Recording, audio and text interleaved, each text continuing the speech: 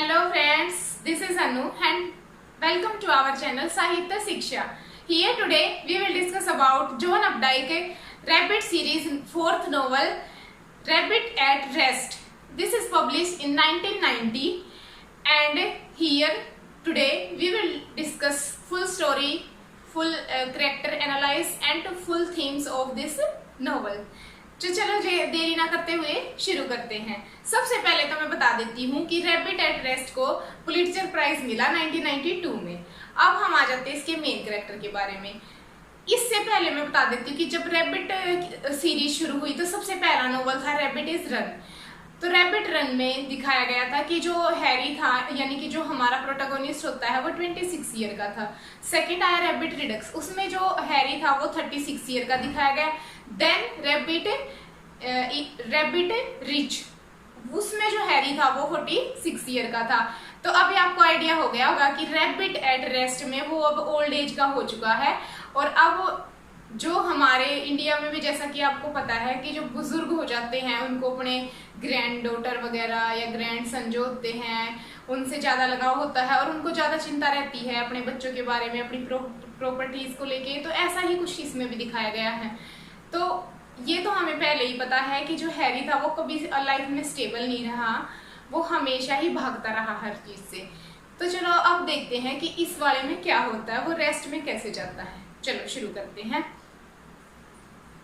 Harry rabbit angstrom जो होता है, अब क्या दिखाया जाता है कि इन्होंने पेनिसुल्वेनिया से फ्लोरिडा में ट्रांसफर मतलब कि ये रहने चले गए हैं फ्लोरिडा में और अब वहीं पे रह रहे हैं। बट वहाँ की जो कंडीशन होती है, एनवायरनमेंट की जो सिचुएशन होती है वो इसको बिल्कुल भी शूट नहीं करती और ये क्या करता है, इसकी हेल्थ दिन प्रतिदिन खराब होती जाती है। बट जो जेनिस है वो वहाँ पे सेटल हो जाती है और जॉब करना शुरू कर देती है। और इसी के दौरान इसका बहुत ज्यादा लगाव होता है किसके साथ, जूडी के साथ। अब जूडी कौन थी, जूडी इसके बेटा था नेल्सन और इस नेल्सन की वाइफ थी प्रू। ये पिछले नोवेल में मैंने अच्छे से बताया हुआ है, इनकी मैरिज हुई थी। तो इन दोनों की डॉटर होती है जूडी, यानी कि रैबिट की ग्रैंड डॉटर होती है। तो इसमें क्या दिखाया गया है कि रैबिट का बहुत ही ज्यादा लगाव था जूडी के साथ। अब इतना ज्यादा लगाव क्यों था, क्योंकि मैंने बताया था पहले नोवेल में कि इसकी जो रैबिट रन में इसकी एक डॉटर हुई थी, उसका नाम था रेबिका जूड। उसकी डेथ हो गई थी एक्सीडेंटली। जो जेनिस थी उसने वो ज्यादा शराब पी ली थी और उसको बाथटब में गिरा दिया था और उसकी डेथ हो गई थी।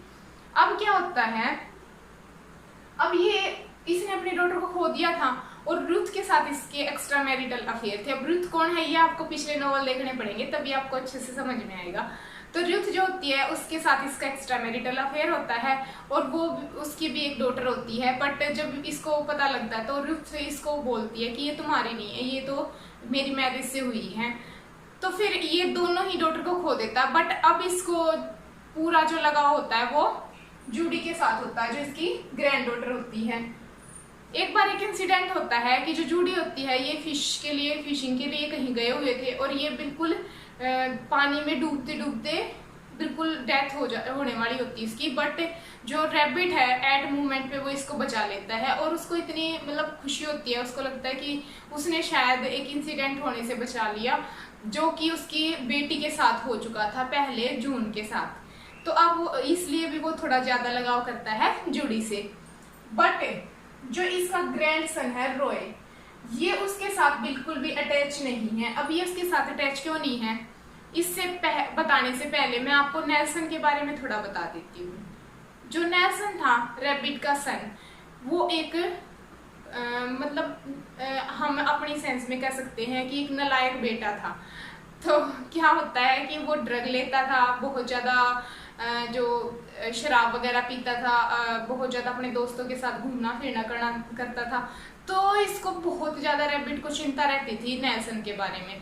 अब नेल्सन था वो बिल्कुल नहीं सुधर रहा था। जो इनका डीलिंगशिप का काम था, मैंने पहले नोवेल में बताया था कि टोयोटो डीलरशिप का उसमें काम करते थे और उसका पूरा बिजनेस था। उसको भी जो नेल्सन था वो अच्छे से नहीं संभाल रहा था और वो भी नीचे जा रहा था। तो अब जो रॉय होता है, रॉय नेल्सन का बेटा, अब रैबिट को उसकी हालत देख के ऐसा लग रहा है कि वो भी बिल्कुल नेल्सन के जैसा है और बिल्कुल नेल्सन के जैसे ही काम करता है। ना उसका बिहेवियर अच्छा है, ना बोलने का तरीका, ना ही वो मतलब पढ़ाई में कुछ कहीं पर भी वो ध्यान नहीं रखता है। तो रोए है वो बिल्कुल नेल्सन पे गया है। और पिछले नॉवल में हमने बताया था कि जो नेल्सन है वो बिल्कुल रैबिट पे गया है, यानी कि अपने पापा पे गया है। तो आपको यहाँ से पता चल रहा है एक थीम का कि जनरेशन टू जनरेशन कैसे चीजें ट्रांसफर हो रही हैं, कि जो पेरेंट्स ने करा है वो कैसे आगे बच्चे उसका रिजल्ट है वो भुगत रहे हैं। तो चलो, बट क्या होता है, अब रैबिट को एक दिन हार्ट अटैक आ जाता है। और क्योंकि मैंने बताया था ना कि फ्लोरिडा की जो कंडीशन थी वो उसको शूट नहीं कर रही थी, और रैबिट को हार्ट अटैक आ जाता है। जब वो हॉस्पिटल में भर्ती होता है तो उसका ट्रीटमेंट एक नर्स करती है जिसका नाम होता है एनाबेल बायर। एनाबेल बायर होती है। अब जब वो इसका ट्रीटमेंट कर रही होती है तो उसी दौरान रैबिट को पता लगता है कि ये रूथ की डॉटर है, यानी कि उसको पता लगता है कि जब रूथ के और उसके अफेयर था तो ये वही डॉटर है जो तब उसके दौरान रूथ को हुई थी। बट ये उसको शो नहीं करता और उसको बहुत अच्छे से उसके साथ में रिलेशन मेंटेन करने की कोशिश करता है एज अ फादर, बट ये उसको बिल्कुल भी शो ऑफ नहीं करता कि एक एज अ फादर।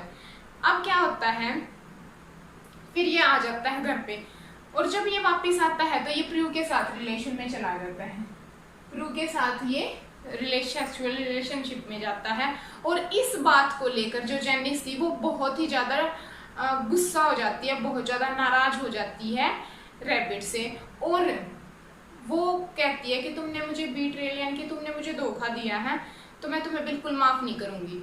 तो अब रैबिट क्या करता है, रैबिट फ्लोरिडा को ही छोड़ देता है।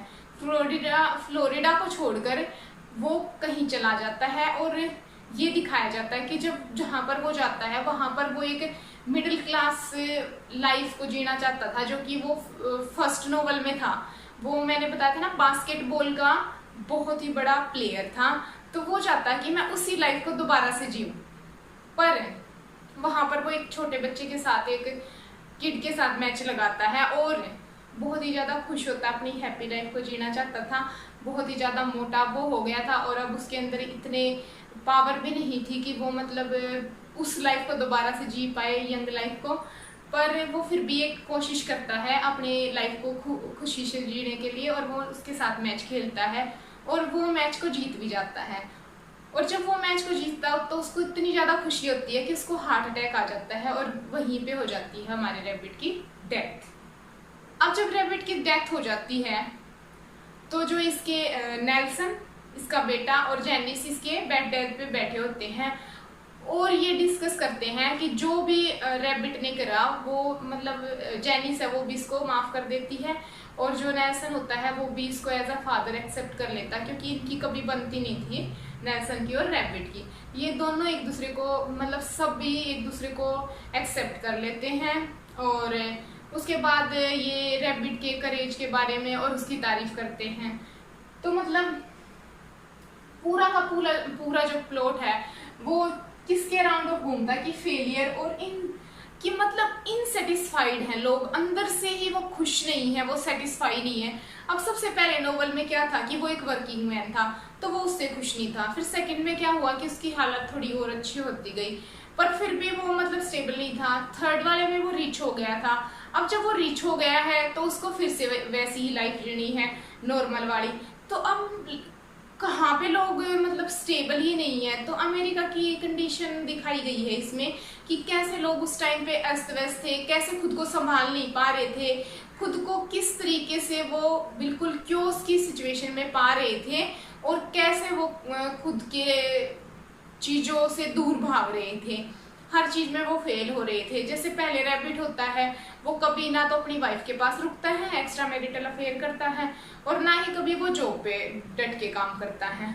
क्यों? अब फिर रिच कैसे होता है ये पिछले नोवेल में मैंने अच्छे से डिस्क्राइब करा है, उसको जाके देख लीजिएगा कि कैसे ये रिच हो गया। अब ये जब रिच हो गया तो ये भी उससे अब संभाला नहीं जा रहा, तो मतलब लोग स्टेबल रहेंगे ही कहाँ। अब नेल्सन होता है फिर वो भी ऐसा ही होता है, नशे करने लग जाता है, ड्रग लेने लग जाता है। अब जब नेल्सन का बेटा होता है तो दिखाया जाता है कि जनरेशन टू जनरेशन कैसे चीजें फॉलो हो रही हैं, और एक जनरेशन से दूसरी जनरेशन में जा रही हैं। तो यही थी इसकी कुछ मेन स्टोरी और कैरेक्टर्स के बारे में। अब मैं थोड़ी थीम के बारे में बता देती हूँ। ड्रग का तो मैंने बता ही दिया।